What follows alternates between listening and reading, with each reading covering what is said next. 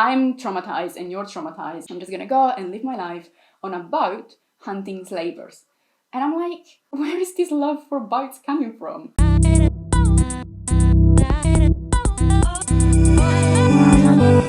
Hi guys, and welcome to this video where I want to show you guys my process for drawing this fan art of Six of Crows and Crooked Kingdom, a duology written by Lee Bardugo. I think that's how you pronounce it, I hope so. I just wanted to talk about the books, and in the meantime just show the process for this illustration that started as a simple fan art of one of the main characters. So you'll see that throughout the video I will keep adding on more characters, and I actually changed the canvas ratio as well to accommodate all of the characters.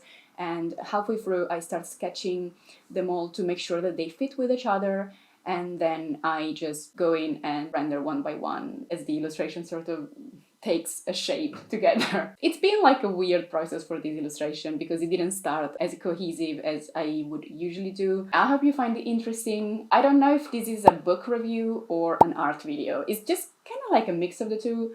I hope that you guys enjoy this kind of format. If you do, please like and subscribe to my channel so that I know that you like it, and I'll do more. Also, I would like to say that this is a spoilery review, so I will talk about several things that happen in the books, and I will try and say, spoiler before I actually say something spoilery, but you've been warned, just in case. In case you were wondering, this illustration was done on Procreate app using an iPad Pro, which is this one. I use mostly dry ink as a brush on Procreate, basically to do anything. When you see me sketching or coloring, it's all the dry ink brush. As a first impression, I really loved the books. I thought they were very entertaining, even though I was kind of hesitant at the start. They were recommended to me by one of my patrons, and then I saw that Read with Cindy, a booktuber that I follow here on YouTube, also had made loads of videos about them. And even though I haven't watched their videos because I didn't want to get influenced by what she was saying, so after I shoot this video I will probably actually watch it. It just seemed like they were quite positive videos. I heard about the books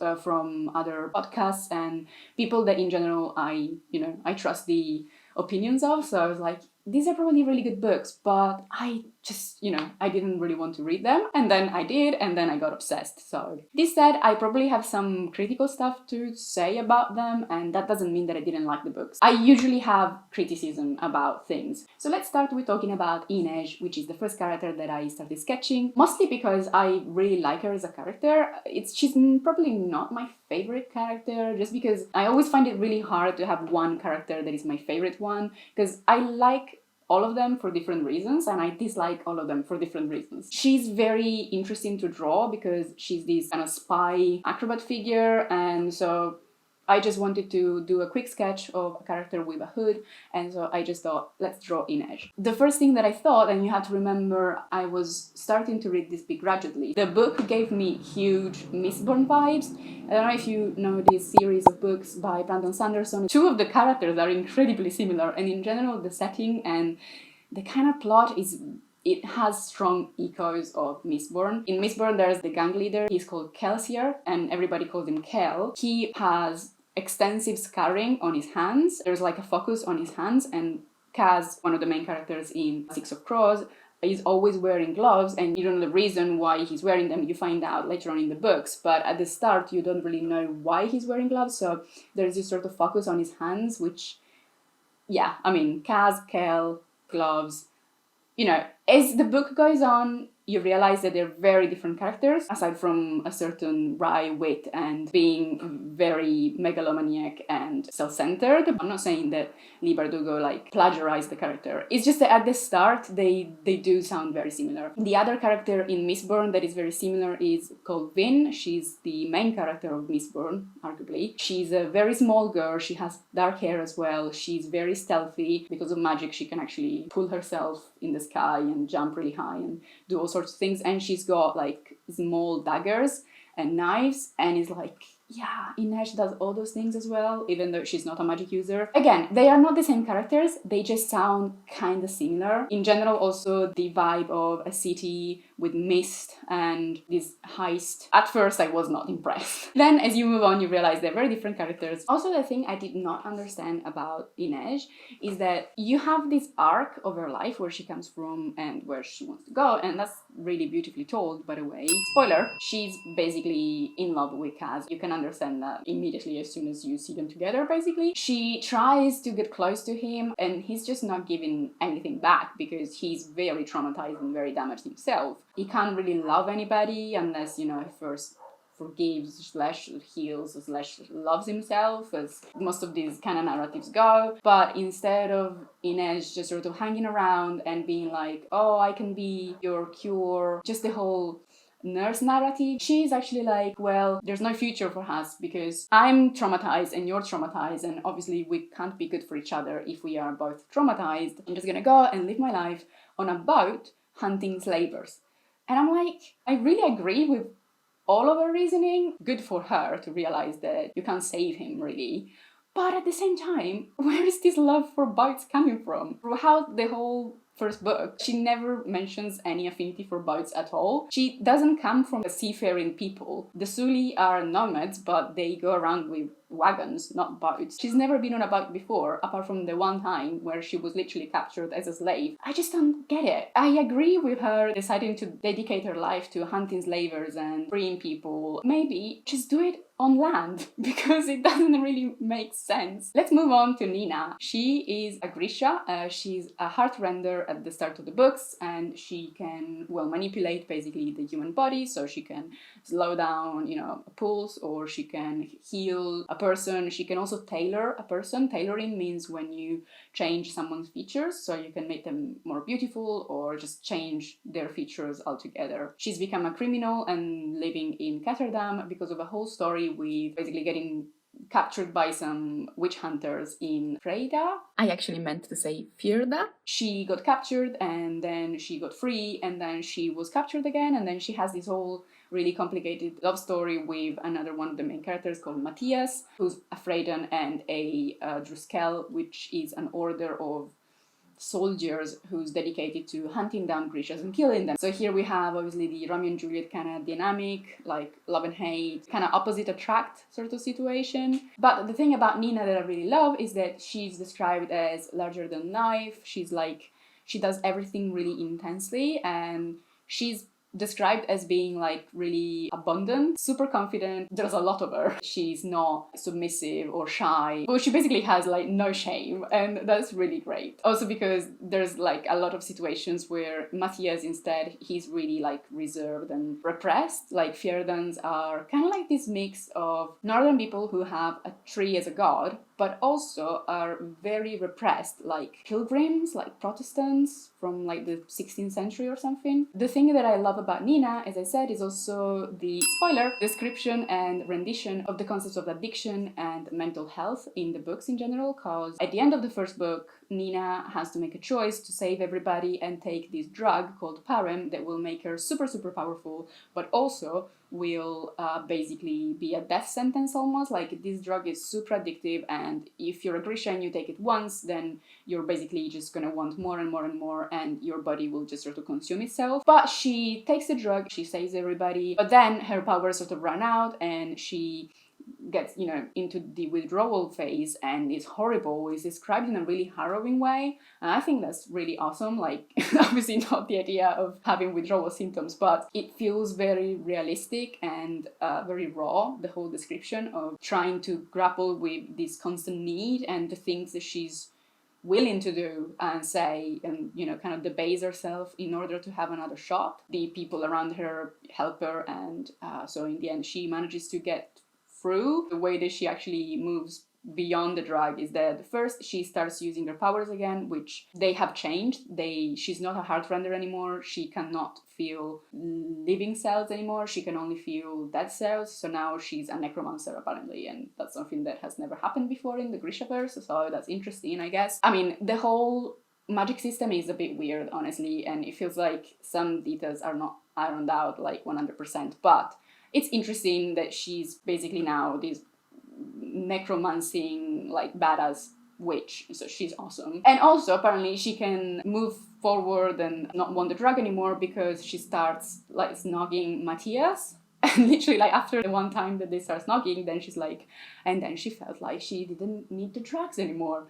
It's like, okay, I don't think that's how it works, but I appreciate, you know, the sentiment. Moving to the third character in the fan art, Matthias. He's tall and broody and repressed and honestly like super boring for the first book. He's just constantly dreaming of kissing Nina, but at the same time feeling really bad and sorry for himself because he shouldn't want to. He gets actually quite interesting in the second book because he has this sort of 180. He realizes that most of his previous beliefs were bullshit and that Grisha aren't unnatural. Then he actually manages to fit the idea of Grisha's into his own universe and belief. He basically just goes from witch hunter who hates himself because he wants to bang a Grisha to Grisha brand ambassador who decides that his mission in life is to protect Nina and also change the perception of his country towards all magic users. Which is great. I mean, I'm not complaining. It's just weird that it's like so sudden. It's 2 books and things have to move along with a certain alacrity, otherwise it would just get boring. One thing that I would say though, and this is a narrative specific point,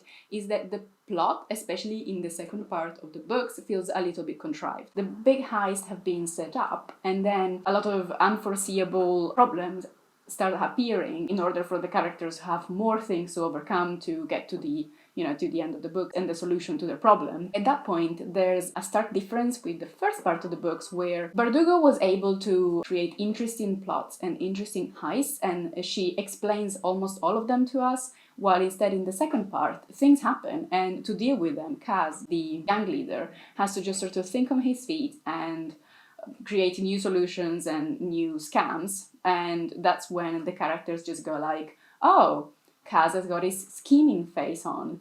And then we have a sudden end of the chapter and then, an action scene that shows us what's happening and what he thought. And that happens just increasingly, like, towards the end of the book. The heists aren't explained. It's just like, oh, Kaz has thought of something. And then we see an incredible thing that he's thought of and that is supposed to make him appear incredibly clever, but it doesn't feel like it's properly set up. It just feels like it's a little bit Deus Ex Machina. So let's move to Jesper. I just love Jesper because he's so flirtatious, and there's one sentence in the book that says something like, or maybe they could send Jesper and Nina and they would flirt the whole of Ketterdam to submission or something like that. And that's because Jesper is very flirtatious, he's very magnetic as a character. He's got lots of issues and he's basically like a compulsive gambler. But I love the representation, and this is just a thing in general. I love the fact that there's a lot of different sexual orientation representations in the books and gender representation as well, lots of different ethnicities.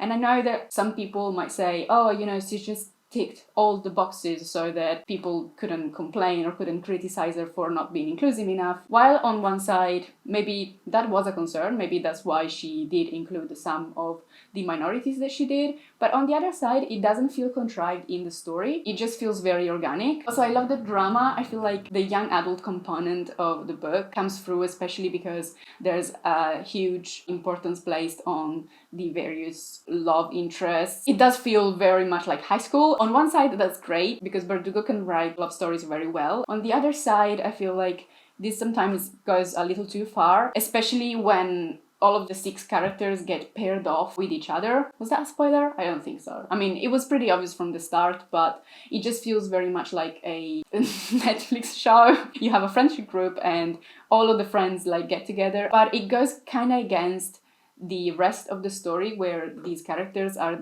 depicted as being very adult. Like, they sound and do things like grown-ups, but they're like 16 or 17. So it's like, you can't have both. Like, you can't have characters behaving like grown-ups all the times, apart from when it comes to love stories. But I do love the drama, especially the drama between Jesper and Wylan. That's probably my favorite couple. And talking about Wylan, he was the character that drew after Jesper, and he's just so sweet. Like, I just love drawing him because I could release all of my sort of like baby Wylan kind of vibes. I love the fact that he's got his like beautiful curly hair and the sort of kind of clueless look that Jesper finds so intriguing. I just also really enjoyed how Spoiler, Wylan is dyslexic. It's one of those things that gets revealed at the end of the book, and it's actually a twist in the story that I did not see coming. And that was very satisfying to realize that actually Van Eyck wasn't a nice father concerned for his son. He's actually a horrible, horrible person who was mocking his son, sending him letters because he knew that he could not read them. No Mourners, No Funerals is like one of the best things I've ever read.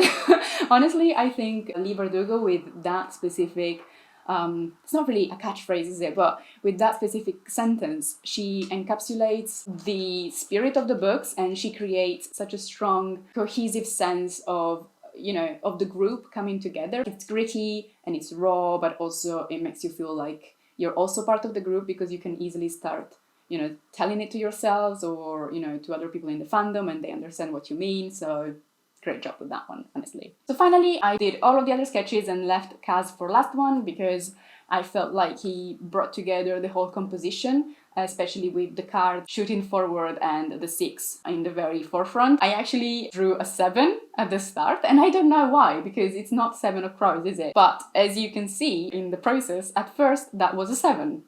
Only after I finished the whole sketch and colored it and pasted it into the main composition, I realized it was a 7, so I just changed it into a 6 again. As someone also noted and wrote in the comments on Instagram when I posted this picture of Kaz and Inej together, someone said, "But where's the ace?" And I was like, ha, it's up his sleeve. That was a little joke. I hope that someone got it. Talking about Kaz, at this point that I'm shooting this video, I've also read the whole 3 books in the Shadow and Bone series, and the first 2 books in the King of Scars series, King of Scars and Rule of Wolves, which is the latest book that came out and talks about events that happen after Six of Crows and Crooked Kingdom. In these 2 books, spoiler, we see Kaz and some other members of the Dregs. I just love how it's all connected. Like, I think this is one of my favorite things about the Grishaverse in general, the fact that it feels very organic, that everything comes together. You just want to see more of these characters, so I'm just really glad that you do. One thing that I have to be critical about instead is, you know, the big arch nemesis of Kaz, and that is Pekka Rollins. First, Pekka Rollins, it doesn't sound like the name for a villain. I'm sorry. Pekka just reminds me of Pukka pies. For those of you who may not be familiar with what I'm talking about, Pukka pies are a British brand of minced pies. It's just not something that I associate with evil gangster masterminds, honestly. He's this big bad, low-key villain in the first book, but we don't get a real reckoning, and then he's again a villain in the second book, where he betrays, you know, the Dregs and manages to rail all the police and Van Eyck after them. And then Kaz manages to quell him by pretending to kidnap his son, just basically creating like a huge psychosis for him, where he's afraid that his son is gonna get kidnapped and he just can't stand it and becomes the shadow himself. He decides that he's had enough and just leaves and goes to Novi Zem to just spend his money and live the good life until he's dead. Wow, that was underwhelming. It just feels like Kaz doesn't really get his vengeance in a way, like, and I'm not saying that he should get vengeance, I'm saying he should get some sort of closure, and it doesn't feel like he has it. So I don't know if this is because Bardugo wants to talk about it in next book or, you know, future book, where maybe the son of Pekka Rollins comes back and tries to do the same thing that Kaz did to his father to him, that kind of, you know, endless cycle of vengeance. Maybe, I don't know, it just felt like it was just left there and we didn't get any closure for it. And then, as you can see, all of the characters came together in the same composition and the illustration was done. I hope you enjoyed this video of me talking about some of the characters and some of the plot points that I liked and didn't like, and also showing you this process. If you have any questions about the process, or, you know, just any comments or things that you think you agree with me about or things that you don't agree about, just let me know in the comments below, and let me know if you want me to draw more Shadow and Bone fan art, especially since the Netflix series is coming out next week, or even, you know, sooner than that if I don't manage to edit this video in time. Thank you guys for watching, and see you soon.